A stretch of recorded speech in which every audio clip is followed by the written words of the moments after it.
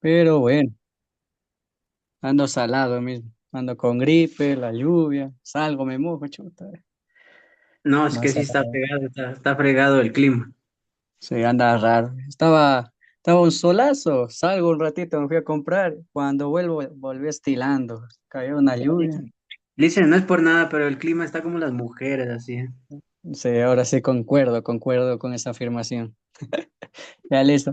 Vamos con la última clase, que solo vamos a ver un videíto y luego vamos a emitir una opinión sobre lo que vamos a ver, sobre qué opinan sobre cómo fue la historia de nuestro país, qué cambiarían, algo así. Opinión suya, vamos a editar en el trabajo autónomo, que sería nuestra última tarea, y el lunes ya les tomaría el examen y acabaríamos con esta materia. Así que vamos a ver atentos el video que dura 14 minutitos. Me avisan si se escucha porque no sé si valdrá el audio. Si no, ya salado, si nos vamos a la casa. Contar la historia del país sudamericano conocido por ¿Sí se escucha? Ah, ya. Sí, sí, fuerte y claro, bro. Ya listo, Ay. vamos a poner atención y vamos a emitir luego la opinión. ser atravesado por la línea ecuatorial y que formó parte del Imperio Inca.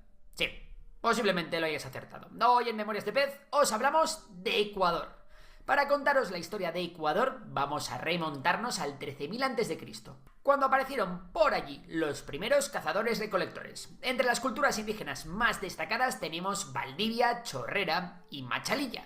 Estas culturas se fueron desarrollando hasta llegar a formar sociedades mucho más complejas que las anteriores. Las más importantes fueron la cultura Jamacuaque, al norte, la cultura Huangala, en las provincias de Guayas, y la cultura Bahía, en Manabí. Alrededor del siglo XV aparecieron los incas y se pasaron por el forro a todas las culturas anteriores. Llegaron desde el sur, anexionando gran parte del actual Ecuador, y consiguieron introducir nuevas técnicas de agricultura y construcción, así como su idioma y religión. Fundaron la ciudad de Tomebamba, hoy Cuenca, donde nació el famoso Huayna Cápac, emperador o sapa inca del Imperio Inca. Pero no todo fue fácil para los incas, ya que pronto aparecieron los españoles y bueno, ya sabéis lo que ocurrió.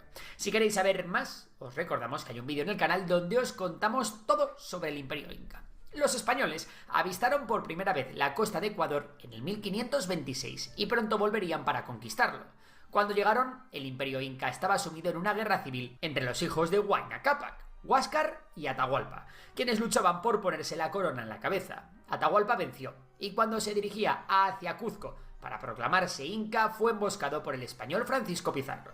A pesar de pagar un rescate considerable en oro y plata, Atahualpa fue asesinado. De nada le había servido derrotar a su hermano. La búsqueda del tesoro de Atahualpa motivó la conquista española de los Andes septentrionales, gracias a las expediciones de Pedro de Alvarado y Sebastián de Benalcázar.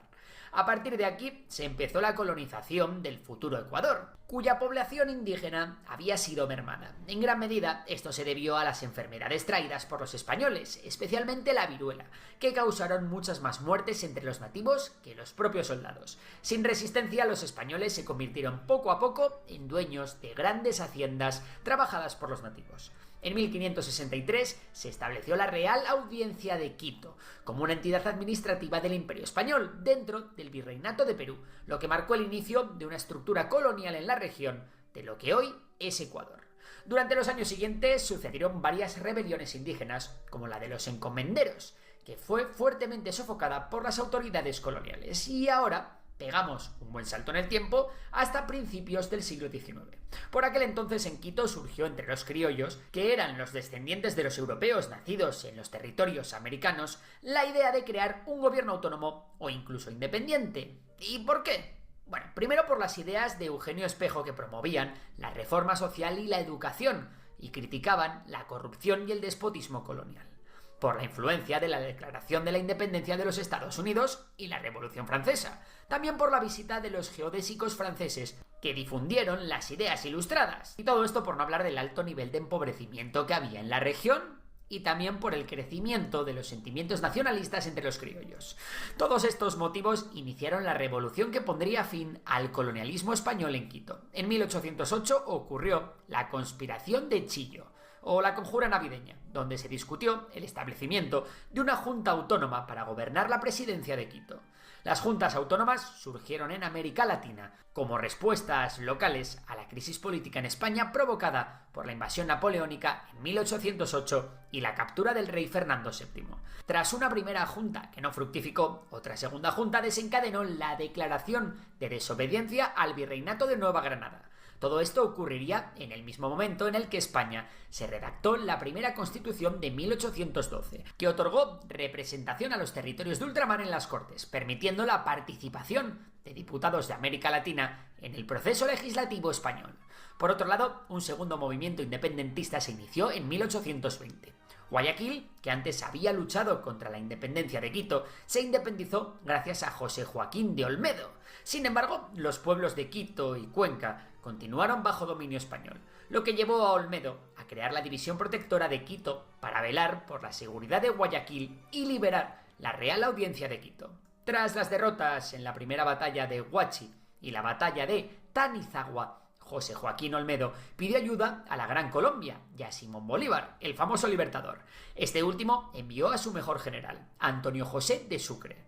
En 1822, Sucre y sus fuerzas ascendieron el volcán Pichincha durante la noche y al amanecer atacaron a las tropas realistas. La batalla de Pichincha fue muy intensa, pero finalmente los patriotas lograron vencer a los realistas. Después de la batalla, Ecuador se unió a la Gran Colombia, pero no sería por mucho tiempo.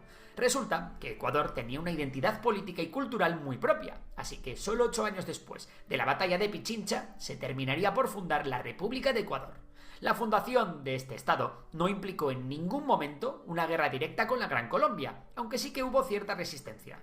El general José Flores fue nombrado jefe supremo del gobierno y creó una asamblea constituyente. En 1830 y 1835 se redactaron la primera y la segunda constitución de Ecuador respectivamente.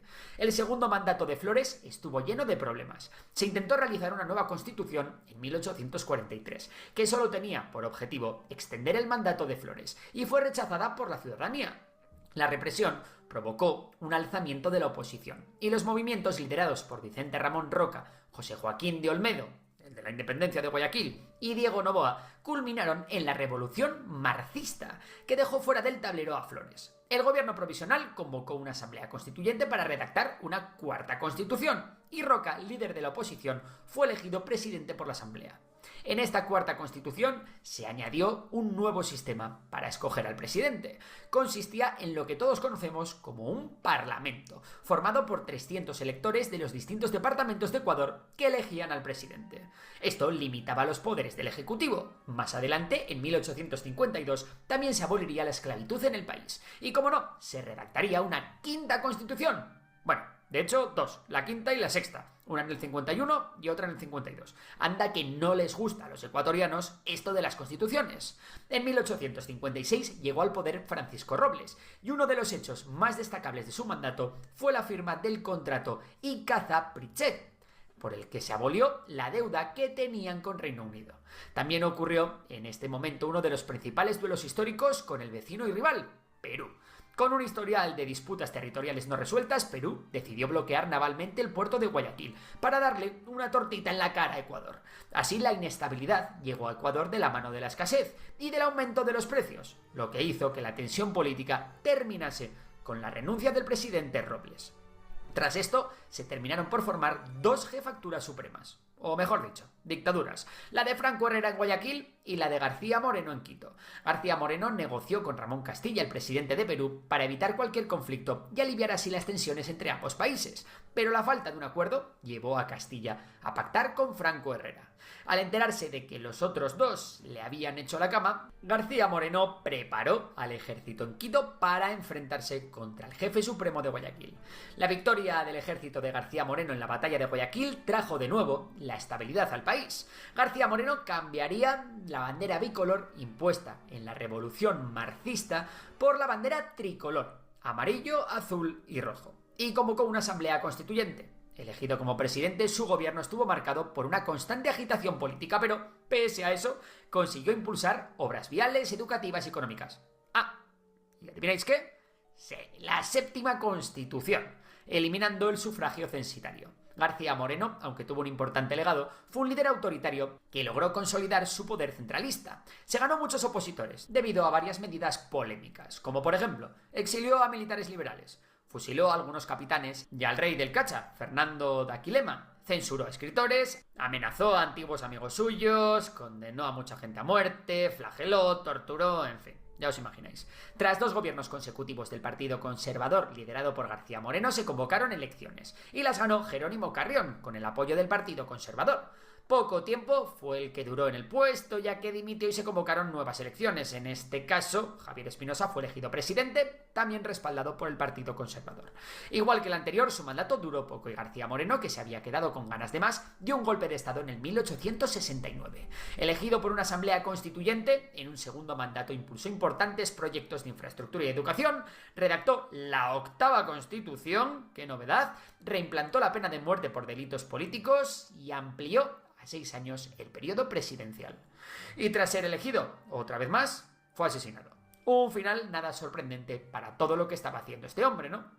Por cierto, a partir de aquí dejamos de contaros las veces que se redacta una constitución. Y es que, a partir de la 9ª, ha habido otras 10 más desde el año 1878 hasta el día de hoy.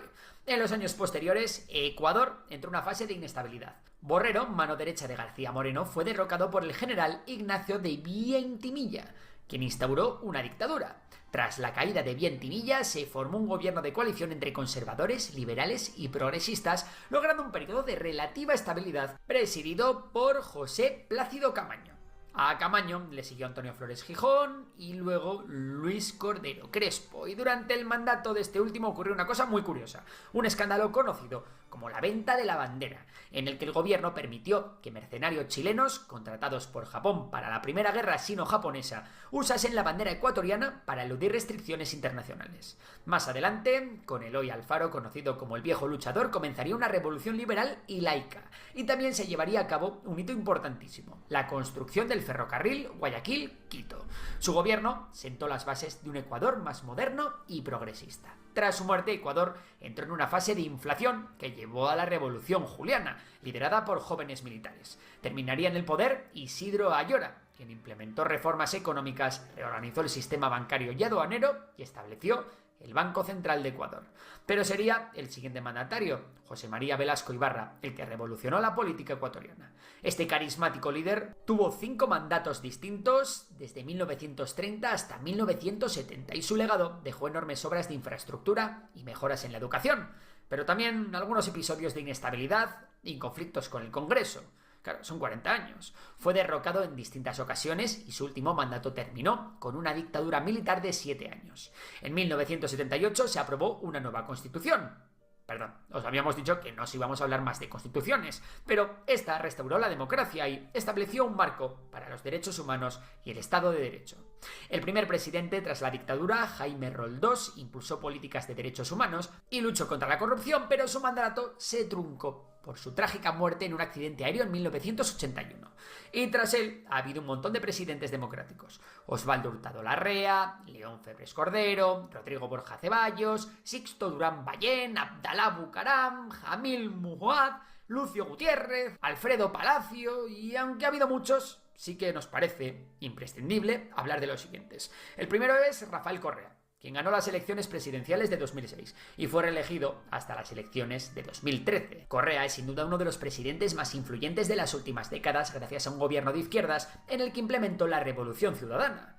Lo cierto es que fue un presidente muy querido por las clases populares, pero su final fue bastante triste, condenado a prisión por corrupción. A día de hoy todavía hay esfuerzos por parte de Ecuador para llevar a Correa ante la justicia otra vez. Otro presidente muy conocido fue Lenín Moreno, candidato del partido Alianza País de Correa, que ya se había retirado para entonces. Lenín Moreno ganó las elecciones presidenciales de 2017. El problema con Lenín Moreno es que tras ganar las elecciones cambió su postura política, alejándose del legado izquierdista de Correa y adoptando políticas más centristas y neoliberales. Lo más destacable de su gobierno, la crisis de seguridad de Ecuador. Esta crisis no fue más que el aumento del número de asesinatos producto del conflicto entre organizaciones criminales con conexiones con el narcotráfico. Y por último debemos hablar del actual presidente Daniel Noboa, un hombre que ha de enfrentarse con un Ecuador en una crisis de seguridad tremenda. En los hombros de Daniel Noboa es donde recae ahora mismo el peso político de la historia de un país en el que la inestabilidad ha sido el pan de cada día desde hace mucho tiempo. Y hasta aquí el vídeo de hoy. ¿De qué país os gustaría que habláramos en el próximo vídeo? Bueno, si te ha gustado, dale a like, compártelo y también recuerda que tenemos en la cumbre... Ya listo. En base a este video vamos a emitir un comentario en la parte de trabajo autónomo, en la última tarea que dice. ¿Algún comentario hay que quieran dar sobre nuestra historia o algo que les llame la atención o nada de nada? Es interesante, profe, es de ver cómo han cambiado las cosas, Ya. cómo en esa parte de lo que es la constitución hemos sido vastos, profe. Hemos sido, pero de Latinoamérica yo creo que es uno de los países más, o sea, que ha tenido tantas, ¿no? Que hasta el día de hoy no nos favorece. O sea, como Estado creo que no nos favorece para que entre, ¿no? La persona que entre como presidente va a tener que meterle mano a la constitución también, no sé. Es como yo lo veo. eh, Otra Lógicamente constitución. no volver, no, sí, no volver a lo que es el socialismo, porque ya está demostrado que eso no funciona. No funciona el socialismo. Sí, pero ya constituciones, si se dieron cuenta, han creado como, si mal no me equivoco, ya vamos por la 26 de constituciones. Imagínense en una historia 26. Estados Unidos tiene una constitución, nada más. Desde que nacieron tienen la misma. Varios países igual, pocas, solo las reforman, pero aquí en Ecuador entra un presidente y quiere hacer su constitución para basarse más en su algo personal para ellos. En el 2008 recordemos que fue la nueva constitución y le hizo Rafael Correa, pero era para beneficio de su partido, para su ideología más que todo. Ya. Por ahí también teníamos de los presidentes famosos. Ahí Velasco Ibarra fue uno de los más famosos. Nunca gobernó bien el pobre, pero ahí está. Lo chistoso de él, o chistoso o triste, digamos, es que murió pobrecísimo. Murió en una casa abandonada, triste y solo. Pobre, pobre, pobre murió Velasco Ibarra, a pesar de ser un presidente que gobernó 5 veces. Eso sabe sorprender. Ya, ahora vamos a escribir en la tarea número 9, en la última de esta materia, vamos a escribir una opinión breve. Si quieren, pueden escribir testamento, como sea. Eso va a quedar de deber. Recuerden el video o reflexionen o qué quisieran que cambie Ecuador y lo van a añadir. Como siempre, ya sabemos, asunto, ponemos ahora Ecuador y en mensaje pues emitimos nuestra opinión. ¿Listo? ¿Todo entendido? Ready? Perfecto, profe. Una pregunta. Dígame. Este, el día lunes hay cuestionario, ¿cómo hacemos ahí para el examen? Pero Pues día. claro que hay cuestión. Si estuvieron de chismosos por aquí, está en actividades en clase, pero como yo sé que nunca revisan nada, está el último. Nadie lo ha visto. Ahí está. Cuestionario de historia. Este profe, ay, cama cosa. Alex, abre el micrófono que no se te escucha. Yo pensé que estaba prendido el micrófono. Ya pilas, ahí está el cuestionario. Y Dice, nadie se ha dice, dado cuenta. Dígame. en asunto dijo Ecuador y en abajo le ponemos un, ¿cómo es? ¿Qué le ponemos? Una opinión o para ti, ¿qué te gustaría cambiar de Ecuador o cómo le viste algo tuyo, que seas netamente opinión tuya de lo que puedes observar de la historia de Ecuador? ¿Qué quisieras para Ecuador en un futuro? ¿O cómo lo ves, cómo ves que fue la transición del pasado al presente de Ecuador, etcétera? Ya opinión suya más que todo. Ese va a Lo, ser un- el deber. lo único que no ha cambiado aquí de Ecuador, la corrupción nomás. Eso sí, sí se dieron cuenta desde el primer presidente, pasó, desde Juan José Flores. Y aparte de eso, hemos tenido inestabilidad siempre, nunca nos hemos estado contentos. Y esto que en el video no nombró las protestas, porque protestas hay cada 5 años, quieran o no, 5 años, protesta, protesta, protesta. Ya, nunca están contentos, más que todo. Ya entonces, eso queda de ver y nos vemos el día lunes, así mismo con la cédula para tomarles el examen y nada más, ¿ya? Listen, Dígame, Listo. este, ¿el deber queda para ahoritas mismo o para cuándo? para hoy, 12 de la noche, ¿o van a salir?